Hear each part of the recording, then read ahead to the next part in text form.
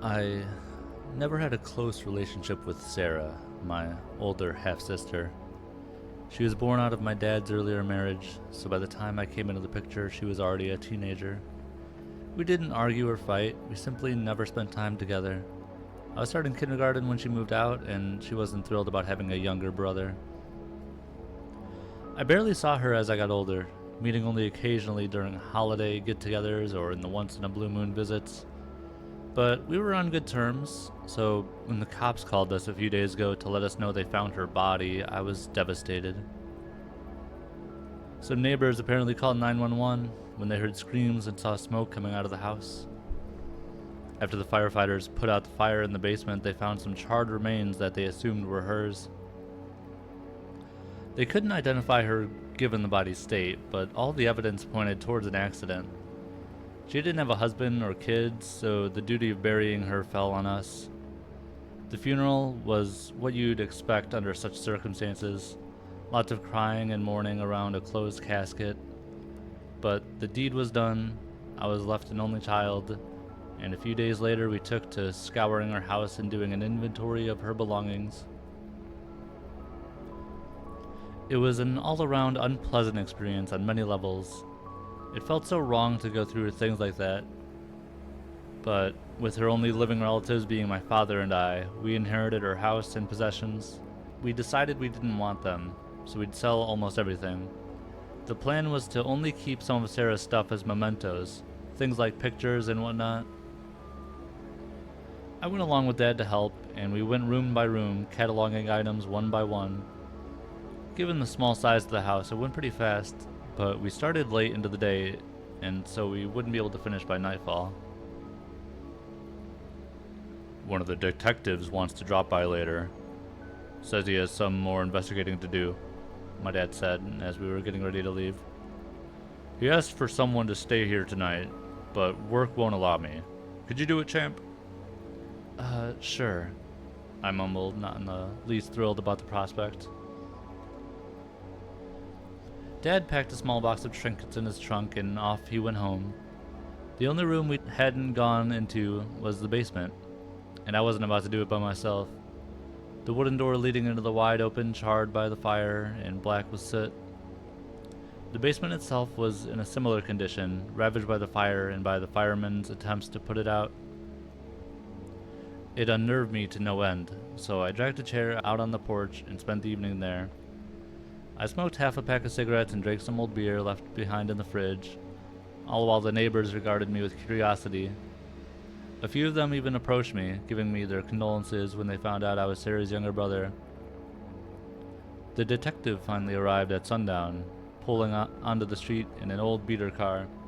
He looked like your average guy when he stepped out, dressed in a cheap suit and a loose coat hanging on his shoulders. Hello, I'm Detective Marcus, he introduced himself. Clancy, nice to meet you, Detective. Likewise. I'd offer you a beer, but I assume you can't drink on duty. Might as well, Marcus said with a shrug of his shoulders. I'm off the clock and I'll be here all night. That took me by surprise, but who was I to argue with the man? I fetched him a chair and a beer, so he sat down and lit up a cigarette as well.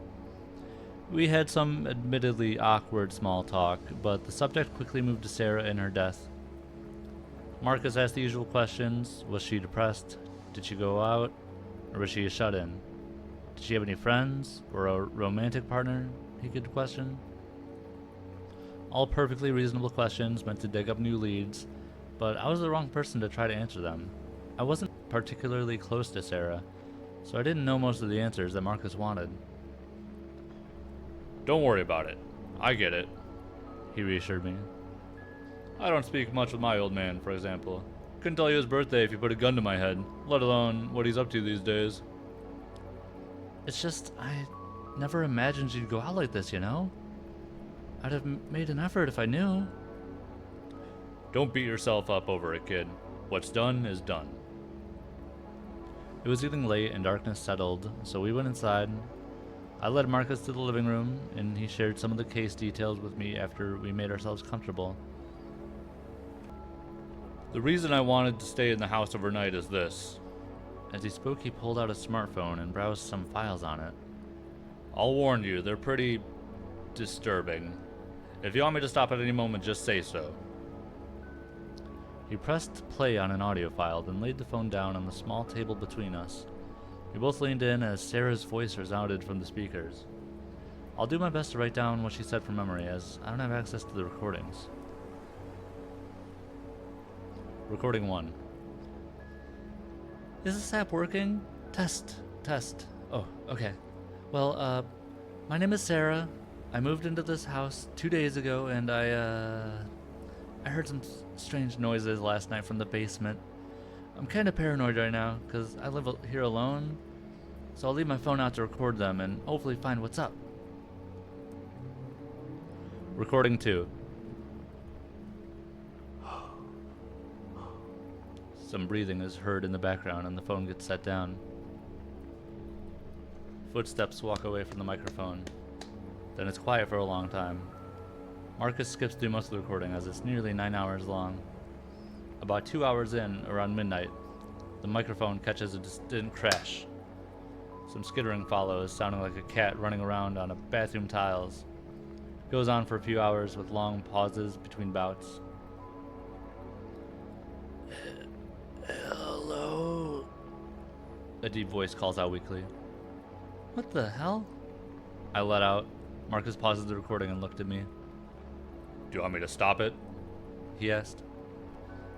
I contemplated his offer. On one hand, whatever followed had the potential to traumatize me for life, but on the other hand, the sheer curiosity would eat me up alive if I didn't find out more. So I gave in and told him to let it play. Hello? The voice calls out again, this time sounding more human. Is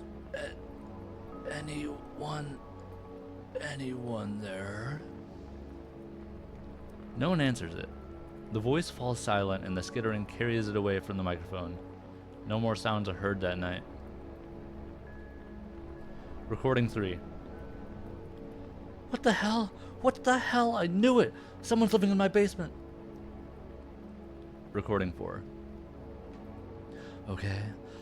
I calmed down a bit. I was terrified after I listened to the last recording, so I ran out of the house and called the cops. A squad car came after about a half hour. The bastards took their sweet time. But I showed them the recording. I went back inside and accompanied by a cop. And we checked out the basement. No one was there. We turned the place inside out. We checked everything, but the room is small. No windows, no exits, and no place for someone to hide. The cops think that it was an intruder that broke in, but they couldn't find any signs. They said they'll patrol the neighborhood at night and keep on the lookout for any suspicious activity.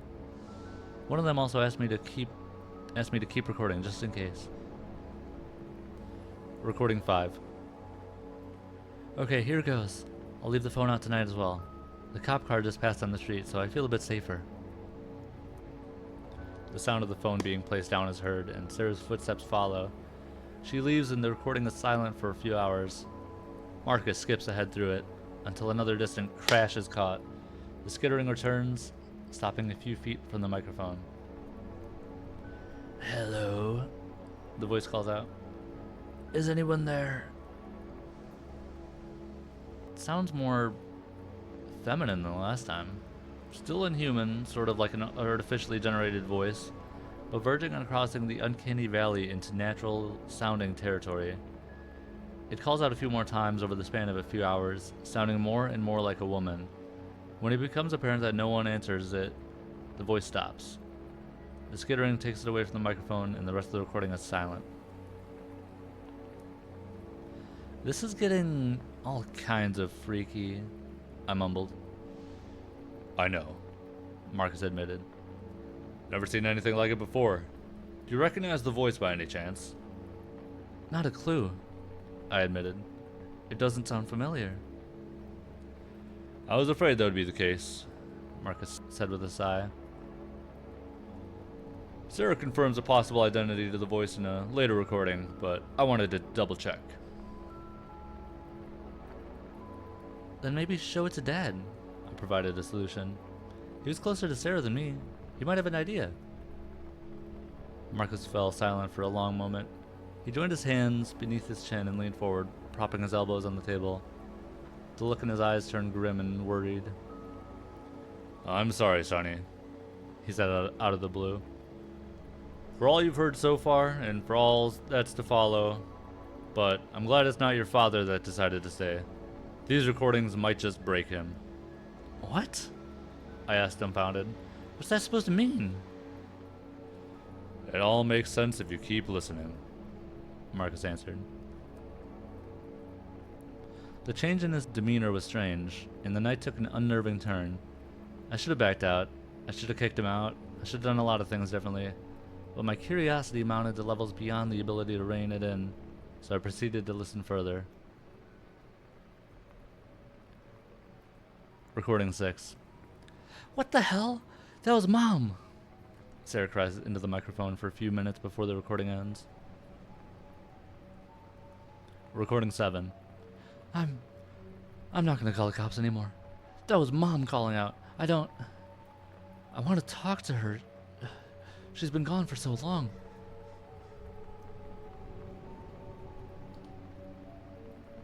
Recording 8. Okay. I've calmed down a bit. I hope. I'll wait here tonight. The recording is silent for a long time.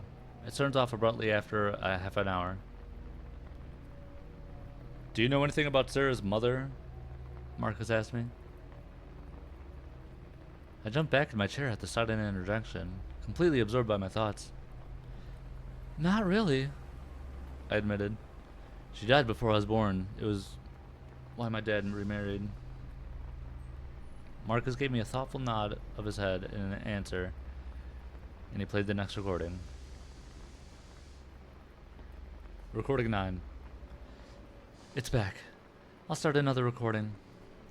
The scurrying returns. Sarah breathing is audible in the background, and gets faster as the sound approaches her. A chair creaks, presumably as she gets up, and her footsteps join the skittering in the background.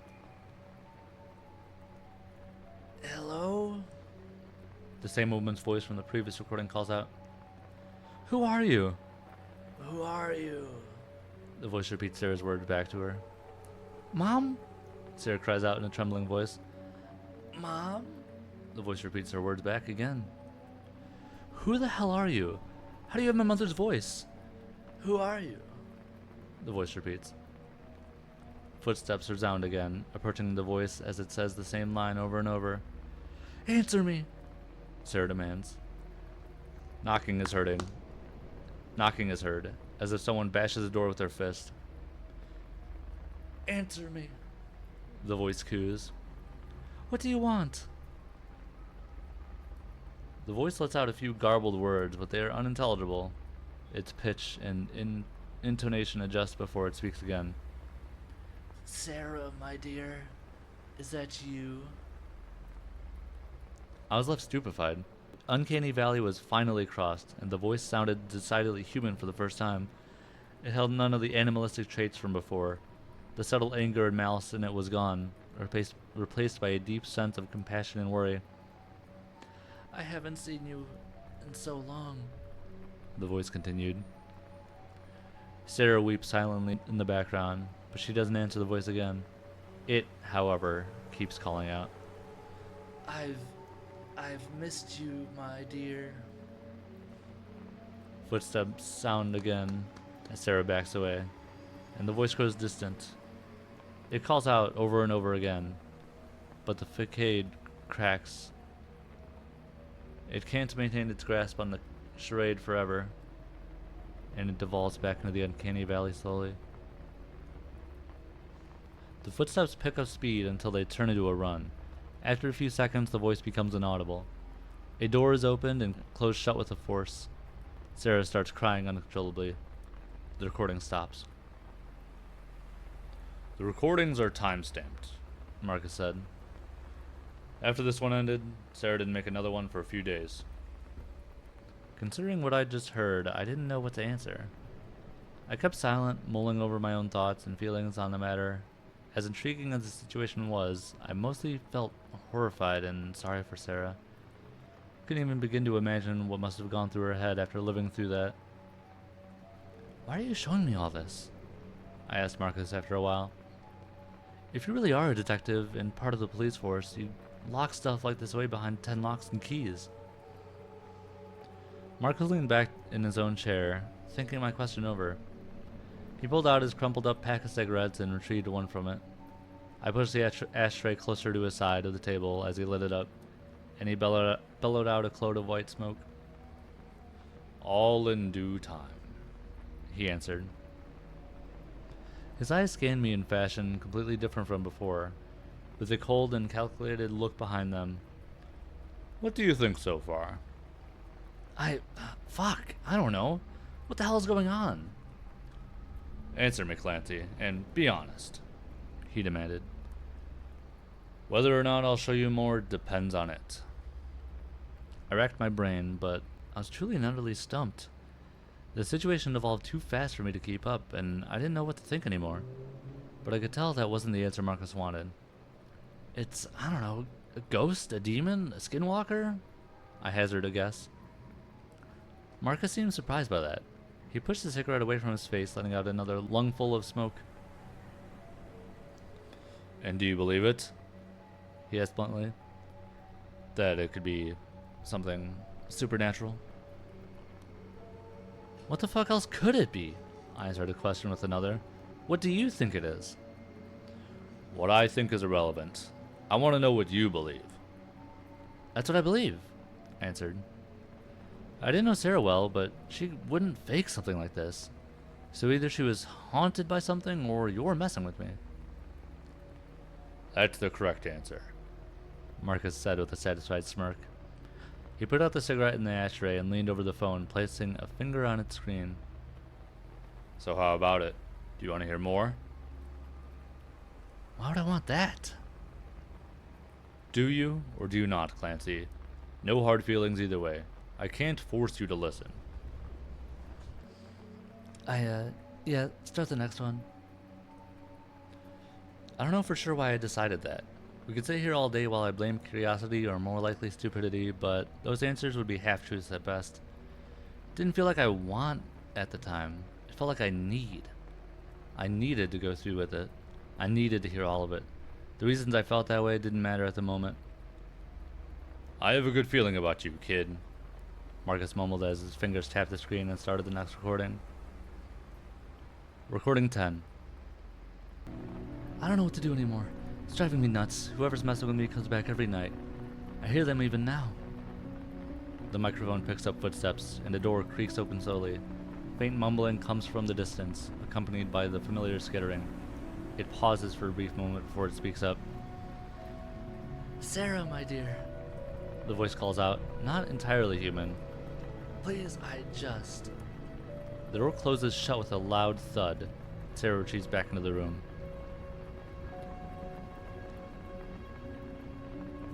I tried a lot of things over the past few days. Calls in the basement, so I got locks and put them on the door. They're untouched, so whoever it is isn't coming from outside of the house. It hides in there somewhere. I called the cops again while the thing was there, but it left when the cops arrived. The two officers asked me to unlock the door and they checked the basement again. But lo and behold, it's as empty as last time. I'm not sure what they think of me. Maybe they suspect I'm fucking with them, so I can't rely on their help. I even told Amy about the thing and showed her the recordings, so she slept over yesterday.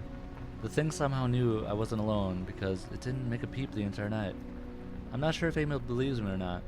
Hell, I wouldn't believe me if I were her. But she offered a solution. Get a roommate or a boyfriend. Someone to live with me. It could work, but I don't know anymore.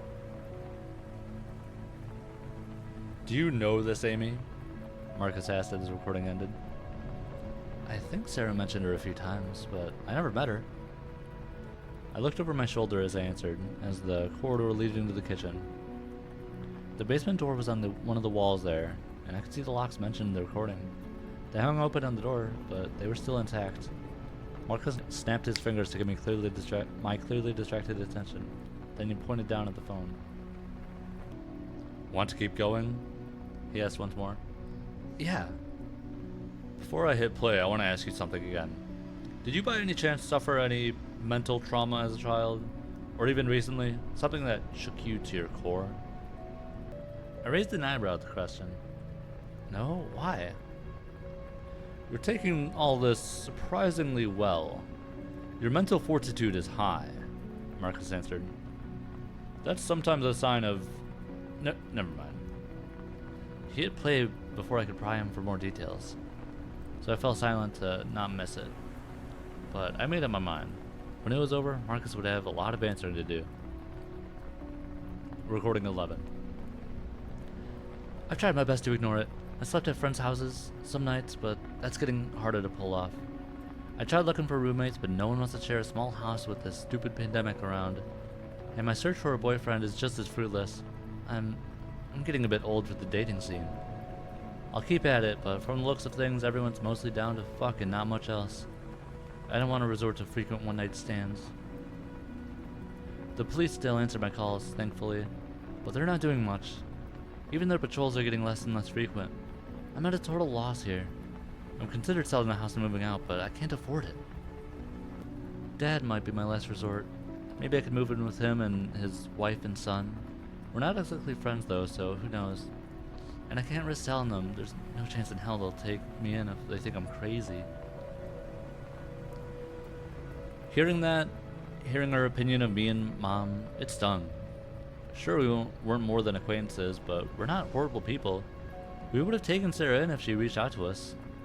So to know that her salvation was so close, kept at bay by only her superficial assessments of us, it sucked, plain and simple. And if she would have showed us the recordings, we might have even believed her, especially Dad. Play the next one, I demanded before Marcus had a chance to say anything. You sure? You sound a bit riled up. Maybe... Play it. Marcus sighed deeply, but he did as he was told. Recording 11. It's still here. It won't go the fuck away. I haven't talked to it in almost a month now, but it's still here. It's going to drive me insane for real. I can't take it anymore. I'll confront it again tonight. Maybe I can find out what the fuck it wants, or get some answers. Recording 13.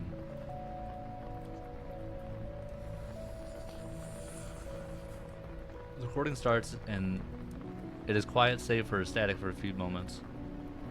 Sarah takes a deep breath and barely audible step. Are you there? Recording 13. The skittering returns, coming closer to the microphone than ever before. It sounds more frantic than usual. Of course, my dear, the voice says sweetly. I'm always here. You stop that, you hear me? Stop using her voice. Sarah, I said stop. I know you're not her. The voice coughs loudly. It changes as it does, slowly morphing and growing deeper when it stops. It sounds male. Sarah, honey. I paused hearing that. It was Dad's voice. No doubt about it. Although it sounded ever so slightly off. I could recognize it, up to that point. My running theory was that the thing could mimic the dead. But Dad is still very much alive, so that threw my theory under the bus. I didn't know what to believe anymore. What do you want? I just want to see you open the door. Sarah backs away as her breathing grows faster. Please, honey. The voice begs again. It's dark down here. I just... Shut up! Sarah runs away from the door as the voice calls continue in the background. That was your father, correct? Marcus asked in the recording I did. Yeah. And what does that tell us? I pondered the question for a moment. It's not a skinwalker, like I thought at first. I don't know much about them, but, like, skinwalkers need to kill their victims to copy them, right? Not necessarily, Marcus answered. But they do need to hear the voice they're trying to copy. And anyway, a skinwalker could have broken down the door. So it's something else, I deduced. But what? I'm not sure yet. He went to play the next recording, but I stopped him. Where do you know so much about these skinwalkers from? Marcus chuckled dryly. All in due time, Clancy. We still have a few recordings to go through. He hit play on the next recording, so we listened. Recording 14. It's not just mom and dad anymore. The damn thing has so many voices now. Amy, my ex-boyfriend Clint, random voices I can't place. Hell, I'd even use the voice of those 2 police officers that went down in the basement looking for it. It keeps calling for me, pleading and begging, feigning confusion, asking to be let out. But I won't do it. I won't open that damn door ever again. Fuck whatever I keep down there. It can have all my stuff for all I care. I'm tired. I can't sleep because of it. It's getting so hard to do anything, I swear. Today I almost got fired for mixing up customer orders for the 20th time. I nearly stamped at the manager, but I stopped at the last second and apologized.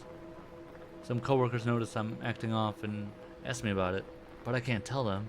They'll think I'm crazy. Hell, I'm starting to think I might be crazy myself. Recording 15. Sis? That's as far as I got into that particular recording. I slapped my hand over the phone with enough force to send cracks into the glass surface on the table. Marcus jumped back in his chair, taken by surprise. What the hell? I let out. That's my fucking voice. I knew this one would get to you. Marcus answered with a half grin. Or, well, get to you more than the others. I never visited Sarah here, I stressed. It couldn't have heard my voice, so how the fuck did it copy me?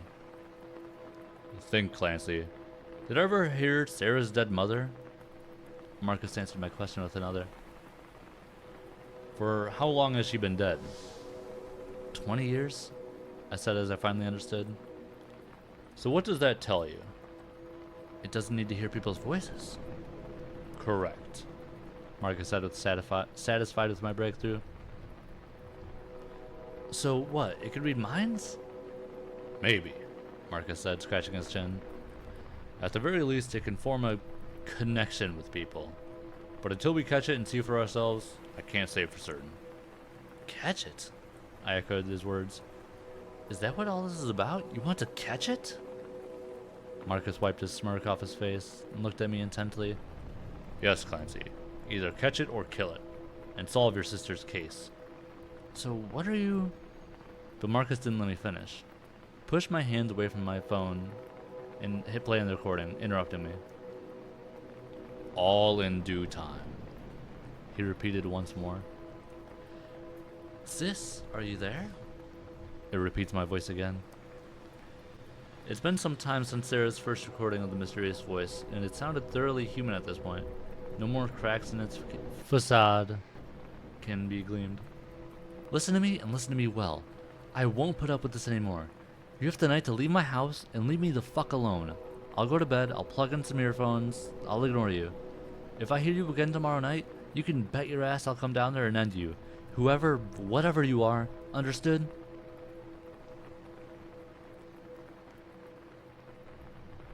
She sounds different. Somehow, worried, tired, manic. Please, sis, for fuck's sake, open the door and let me out. And why would I do that? How'd you get down there anyway? Fuck, I don't know. I can't remember, but it's scary down here. Let me out, please. It copies your mannerisms well, and it's spot on, actually. It does, I admitted, feeling the color in my face draining little by little as I listened. Given enough time to learn, that thing could be a top predator. And let me guess, you can't let that happen? We can't let that happen, Marcus corrected. All in due time, I replied and pushed play on the recording. Sarah doesn't say anything else. Her footsteps carry her away from the basement door, and the voice pleads in the background. It shifts back and forth between different people, quick and almost seamless. For short periods of time between the adjustments, glimpses of the animalistic nature make it through.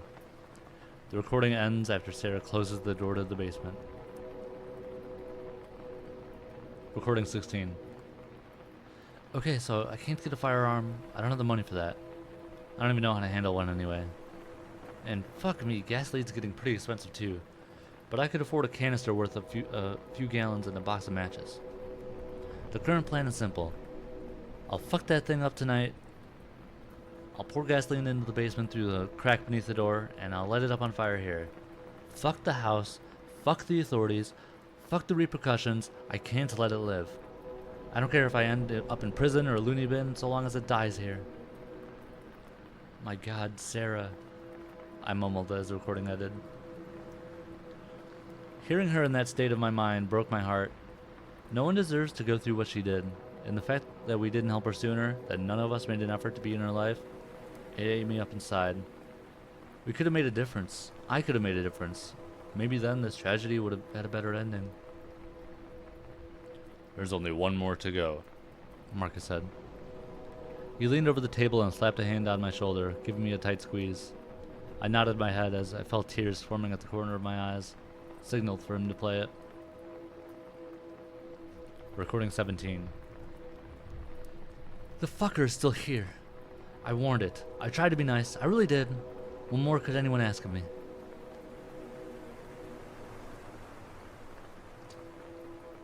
A liquid sloshes around in the background, presumably the gasoline. Her breathing is strained and close to the microphone. Metal rings out as it hits the floor. Sarah? It calls out in the form of her mother. I warned you. Something toppled onto the floor and the sound of rushing liquid is heard. This is on you. It's not my fault. Sarah, please. The voice yells, more desperate than before. What are you doing? What I said I would. You didn't listen. Why didn't you listen? Please, Sarah. You don't have to do this. Just let me out, please. Enough. Stop using her fucking voice. The thing falls silent. Sarah takes a deep breath and the sound of gasoline pouring out of the canister dies down as it presumably runs out. Her clothes rustle as she searches her pockets. She shakes the matchbox when she finds it. Sounds of the matches jumping around on the inside is the only audible thing for a moment. You know what that is, don't you? She opens the box and fumbles around the matches for a moment. The voice doesn't answer, but instead it skitters away from the door frantically. Sarah takes one final breath, and the sound of a match being struck is heard loud and clear. Get fucked! The microphone doesn't pick up the lit match hitting the ground, but it picks up the gasoline igniting. Air rushes in as the flames begin to burn. Sarah lets out a yelp. The voice begins to scream loudly, rapidly switching back and forth. Please! Lets out one final call for the first time using Sarah's voice. The recording ended, leaving me wrapped up in a whirlwind of emotions. I was horrified, stupefied. I was strangely glad it was finally to be over. I was a mess, to put it bluntly. My body felt like it melted into the seat, but I quickly composed myself when I remembered that Marcus still had some answers. Did Sarah kill it? Did we bury a monster instead of her? I asked. I don't know, Marcus answered. It could very well be the case, but then... Then where is she? Exactly. Plus a lot of other things don't line up. But to be fair, they didn't line up no matter which angle went at it from. All that we know for certain right now is that someone died in a fire. So, monster hunter, huh? I asked after a heavy silence. Pretty much, Marcus answered. I'm the one they call when shit gets spooky, and let me tell you, this shit is very fucking spooky. Okay, but all this still doesn't answer the most important thing. Why show me this? Any of this? I asked. Marcus lit up another cigarette and leaned back in his chair. For the first time since the end of the house, he seemed truly comfortable, like he had nothing left to hide. We're always on the lookout for new recruits, so consider tonight your entry test, he admitted. You're a bit rough around the edges, but you seem like a decent candidate to me. Me? A monster hunter? You can't be serious. I shot back with disbelief. Marcus just shrugged his shoulders. You'll never know unless you try. I sure as shit didn't. Never expected to hunt things that go bump in the night before I tried. And what if I refuse? I asked. Will you kill me, or erase my memory or something? At that, Marcus just laughed out loud. If you don't want to, you don't want to. Simple as that. You could try to tell anyone, but who's gonna believe you? I frowned. Marcus caught on that he struck a nerve. So he composed himself and got up, taking the phone and stashing it in his pocket. Look, kid, it's like I told you time and time again tonight. I can't force you to do anything, but consider it, okay? As he said that, he pulled out a business card that he tossed on the table in front of me. The world desperately needs more people like us. If there were more of us to go around, then maybe what happened here would stop sooner.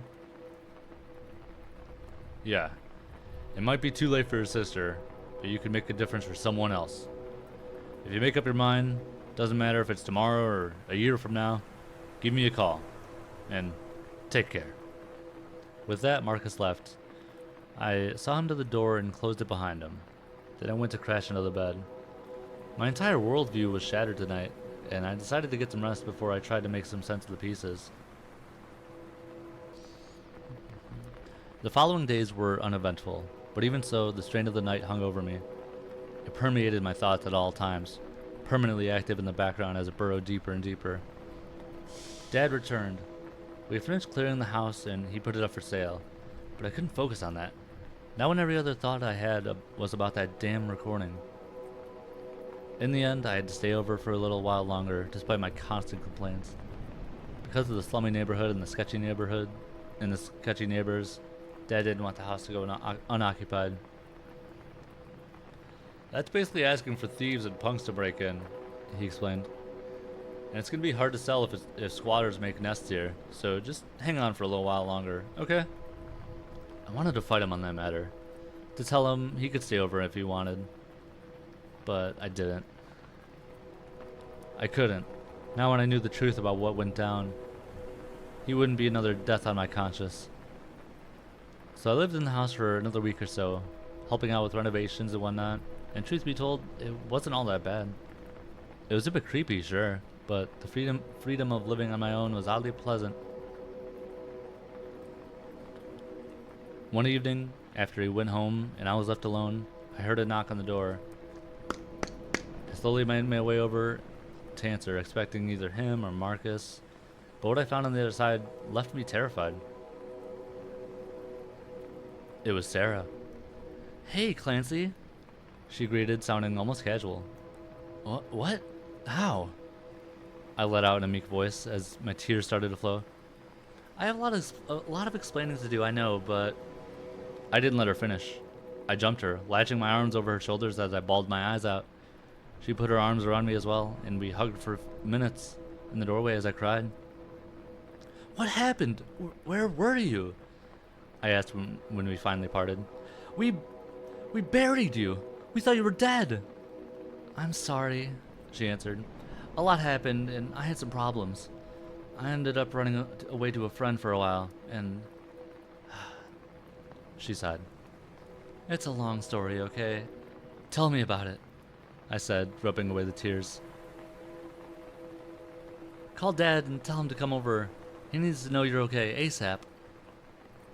Actually, it would be better for you to do it. I don't want to give him a heart attack." "Good point," I admitted. "We kinda got rid of most of your furniture, but make yourself comfortable. I'll call him and join you." "Don't take too long," she said, and went inside to find somewhere to sit. I watched her walk down the corridor towards the kitchen, pausing by the basement door. She looked at it for a long time. Then she continued on her way. I pulled out my phone and Marcus's card, unsure what to do. The thing's facade was real. Damn near perfect. But as it spoke the last words, its voice cracked just a little.